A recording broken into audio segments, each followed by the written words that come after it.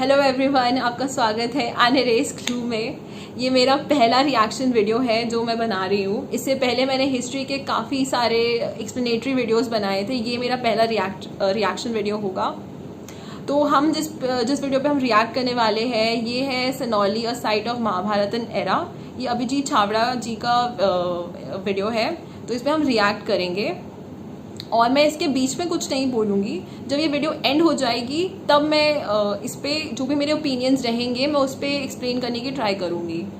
तो let's begin with Is the site of Sanauli in UP a Mahabharata era civilization? If yes, how will it alter India's history? Right, so Sanauli is in, I think, western Uttar Pradesh. It's not far from Delhi. And what has been found there is a place where there are a number of burials. And the most striking burials are chariot burials. So there are coffins in which you have these very richly bedecked individuals who have been buried, and there are chariots over there. So they have found chariots, they have found coffins, and they have found these great funerary items. They have found antenna swords made of bronze, I believe, and other artifacts. Yeah. So this has thrown a completely new kind of light on in India's ancient history. Now we don't know if it is from the Mahabharata era or not, because we don't know exactly when the Mahabharata happened.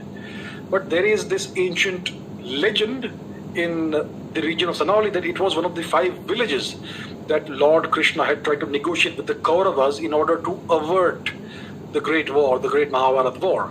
So that is a very ancient collective memory that has been passed on from generation to generation. So there does seem to be some sort of connection with the Mahabharata in this region, in this particular village of Sanauli. Now this archaeological find is very, very important because it is one of the oldest evidences of a chariot anywhere in the world. It's the first time an ancient chariot has been discovered in India. right. And the weaponry that has been found is very similar to certain swords that have been discovered in Mesopotamia. So there seems to be a connection, either trade or something, between ancient India and Mesopotamia. Now, which was the direction of the trade, we don't know yet. We are just scratching the surface of this particular find. There is still much more to be excavated. This is just a test excavation that has been done. This seems to be a very large settlement, a very large ancient settlement. So they have found warriors who have been buried them. Even one of these warriors was a woman, right? So it's interesting. So essentially, we have always considered India to have a certain kind of funerary tradition. We always cremate our dead. Exactly. But we have found cemeteries Burials. in the Harappan region of India and Pakistan, and now we have found a cemetery in Uttar Pradesh, which seems to be contemporaneous with the late Harappan phase of our civilization. So that throws a new kind of light on our ancient customs. Now the thing is that the funerary practices that we found, the artifacts and the evidence that we have found there are very much similar to things that have been described in the Rig Veda, right? So it is very much part of our own culture. It is very much part of what we now call Hinduism. It is not a foreign practice. And yet we had practiced burials over there. So it is very interesting. We still don't know the significance of this, but it is a very exciting new find. And like I have said in previous episodes, if you dig anywhere in India, you're going to find very interesting archaeological evidence. So Right. we are beginning to see the signs of this. So I think that it is going to alter Indian history. The more we excavate this site, the more interesting finds we will discover, and it's going to start filling up the big missing picture, the big missing gaps in the jigsaw puzzle that is ancient Indian history.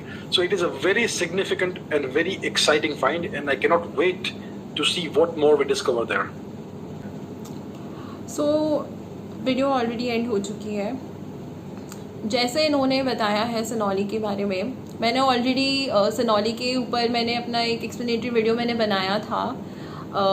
आप देख सकते हो, अगर आप चाहें तो आप देख सकते हो कि सनौली को मैंने ट्राई करा है कि जितना छोटे में मैं उसे एक्सप्लेन कर पाऊँ मैं उतने में एक्सप्लेन कर पाऊँ अकॉर्डिंग टू द जो भी मैंने पढ़ा है उसके रिलेटेड। तो इन्होंने भी जो बात कही है वो कहीं ना कहीं मैं भी एग्री करती हूँ, क्योंकि हिंदुज़म में बैरियल सिस्टम का प्रोसेस था नहीं, और क्योंकि हम यूजुअली हम बॉडीज़ को हम क्रिमेट करते हैं। अगर हम जितने भी जैसे कि अगर हम लोग लॉर्ड बुद्धा के ऊपर भी लेंगे, जब उनकी डेथ हुई थी, आई एम नॉट श्योर, शायद उनको क्रिमेट ही करा गया था। तो जब यहाँ पे जो हमें, अगर ये हिंदुइज्म का प्रैक्टिस था, तो यहाँ पे बरियल सिस्टम उस टाइम पे कौन सा रिलीजन फॉलो होता था, इसके बारे में भी कहीं ना कहीं क्वेश्चन तो है। ये एक क्वेश्चन तो रहेगा, क्योंकि हड़प्पन सिविलाइजेशन में भी हमें सेम बरियल्स ही मिले थे, और वहाँ पे इनफैक्ट जिस टाइप का जो बरियल मिला था वो एग्जैक्टली टाइप का बरियल हमें सनौली में भी मिला है। बट क्वेश्चन यही रेज करता है कि ये कौन से रिलीजन ये लोग प्रैक्टिस करते थे उस टाइम पे, ऐसा कौन सा रिलीजन था जो लोग वो प्रैक्टिस करते थे। और क्योंकि जो प्रोसेस है वो सिमिलर है, हड़प्पन्स का भी सिमिलर है, और इनका भी जो सनौली का भी जो मिला गया है वो भी कहीं ना कहीं सिमिलर ही है। जिस तरीके से वो लोग ऑर्नामेंट्स वगैरह, हड़प्पन में ऑर्नामेंट्स वगैरह के साथ वो लोग के बरियल्स मिले थे, यहाँ पे भी हमें सेम चीज़ ही मिला देखा गया है। क्योंकि यहाँ पे भी हमें आई थिंक ऑर्नामेंट्स भी मिले हैं, और कुछ सॉर्ड्स वगैरह, जैसे कि वॉरियर जो भी होते हैं उनको मतलब सॉर्ड्स के साथ भी दिए गए, उनके चैरियट्स होते हैं। कहीं कहीं पे आई थिंक हॉर्सेस भी थे जो उनके जो राइड करते हैं हॉर्सेस, क्योंकि आई थिंक ये वाइकिंग में भी ये चीज़ फॉलो होती है कि जब भी उनकी डेथ होती है तो उनके जो हॉर्सेस होते हैं वो उनके साथ ही उनको बरी करा जाता है, मतलब उन्हें भी क्रिमेट करा जाता है। I am not sure about it, but उनकी प्रोसेस में भी यही सेम चीज़ होती है। वाइकिंग्स जो थे वो बेसिकली नोर्स को फॉलो करते थे, नोर्स रिलीजन था। नोर्स को हम कहते हैं ओडिन और थॉर वगैरह। आई गेस जो मार्वल के फ़ैन होंगे उन्हें पता होगा कि मैं मार्वल की फ़ैन हूँ, तो मुझे पता मतलब मुझे थोड़ा आइडिया है उसके रिगार्डिंग कि जो नोर्स रिलीजन होता है वो बेसिकली थॉर ओडिन वगैरह एंड ऑल ये सब चीज़ों को प्रैक्टिस करते थे। इंटरेस्टिंगली यहाँ पे एक चीज़ के बारे में जो बताया गया है कि यहाँ पे विमेंस के भी हमें काफ़ी सारे बरियल्स मिले हैं, जो काफ़ी इंटरेस्टिंग है। वो काफ़ी ही इंटरेस्टिंग, मैंने इस पर भी एक वीडियो बनाया था कि विमेन के जो बरियल्स मिले, क्योंकि उस ज़माने में विमेन जो थी वो वॉर पे जाया करती थी।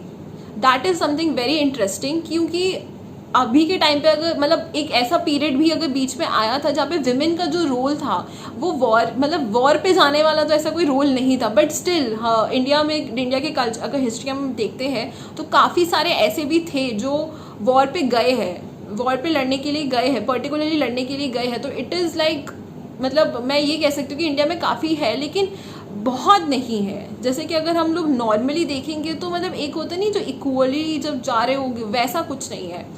अलग मतलब बहुत कम अमाउंट में कंपैरेटिवली अगर हम लोग जो अगर हम मेल्स का अगर देखेंगे, मैं यहाँ पे कोई फेमिनिस्ट का कोई कार्ड प्ले नहीं कर रही हूँ, मैं बस एक पॉइंट दे रही हूँ कि ये एक चीज़, ऐसा पर्सपेक्टिव ऐसा क्या हो गया कि एक ऐसे पीरियड में जैसे कि हम सिनौली का हम जब देखते हैं तो वॉरियर क्लासेस के थे वो लोग, तो वो लोग वॉर पे जाते थे। ऐसा क्या पीरियड बीच में हो गया कि जिसकी वजह से विमेन का जो रोल था वो वॉरियर्स मतलब वॉर से हट गया।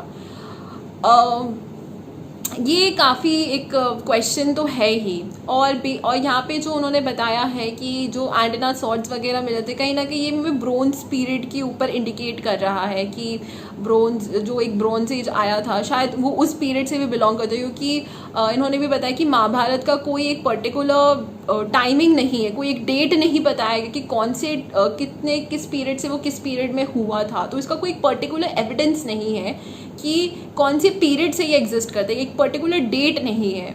तो ये कहीं ना कहीं कन्फ्यूजन तो बन ही जाता है कि ये जो भी अगर हम लोग इसको कहते हैं कि ये जो सनौली के जो मिले हैं वो शायद महाभारत एरा के थे, जैसे उन्होंने एक्सप्लेन करा है कि कृष्ण जी जो थे वो जो गांव थे उनमें से ये गांव भी शायद हो सकता है। तो it could be possible, but इसको हम लोग कुछ लाइक ऑथेंटिसिटी के साथ हम कह नहीं सकते जब तक इसकी प्रॉपर फाइंडिंग्स नहीं आती है। लेकिन ये बात तो है कि इंडिया के अगर हम लोग किसी भी कोने में जाएंगे तो वहाँ पर हमें कोई ना कोई एक नई चीज़ मिलेगी जो मतलब एक हिस्ट्री से जुड़ी हुई रहेगी। तो it's a kind of a great thing, क्योंकि जो हिस्ट्री जो होती है it's like it can be buried, but कहीं कभी ना कभी वो निकल के ज़रूर आती है। एंड इसी के साथ हम अपना वीडियो एंड करते हैं। अगर आप लोगों को भी मेरा वीडियो अच्छा लगा, अगर मेरा आपको रिएक्शन अच्छा लगा, क्योंकि ये मेरा पहला रिएक्शन वीडियो था, मैंने इससे पहले कभी करा नहीं है, तो ये मेरा फर्स्ट रिएक्शन वीडियो था। अगर आप लोगों को ये मेरा वीडियो अच्छा लगा तो प्लीज़ इसे लाइक करिएगा, सब्सक्राइब करिएगा और अगर आप चाहते हो कि मैं किसी और वीडियो पे मैं रिएक्ट करूं या फिर कोई एक एक्सप्लेनेटरी वीडियो बनाऊं, क्योंकि मेरे लिए भी कहीं ना कहीं बहुत डिफिकल्ट हो जाता है। मैं बहुत टाइम से मैं एक्सप्लेनेटरी वीडियो बनाने का ट्राई कर रही थी, बट उतने अच्छे से मुझे मुझे वो नहीं मिल रहे थे। Like I was not able, like मैं उन लोगों से, मैं आप लोगों से जुड़ नहीं पाई थी कि आपको कौन सी टाइप की एक्सप्लेनेटरी वीडियो चाहिए या फिर रिएक्शन वीडियो चाहिए। आपको अगर कोई भी ऐसा चाहिए तो मुझे आप कमेंट सेक्शन पे लिख के बताइए कि आपको ये इस टाइप का रिएक्शन वीडियो चाहिए या फिर आपको हिस्ट्री के कोई भी एक्सप्लेनेटरी वीडियो चाहिए। तो आप लिंक के साथ मुझे कमेंट सेक्शन पे लिख के ज़रूर बताइए। और अगर आपको मेरा वीडियो अच्छा लगा तो प्लीज़ इसे लाइक करिएगा, सब्सक्राइब करिए और कमेंट करके मुझे बताइए कि आपको मेरा रिएक्शन कैसा लगा है। एंड अगर मेरी कोई भी एक्सप्लेनेशन चीज़ आपको सही नहीं लगे तो आई एम सो सॉरी। मैं आई विल ट्राई कि मैं आपको जितनी जल्दी हो सके मैं आपको अच्छे से बाकी सब चीज़ें एक्सप्लेन कर पाऊँ। और इसी के साथ अपने वीडियो को हम एंड करते हैं। तो अपना ध्यान रखिएगा। Take care.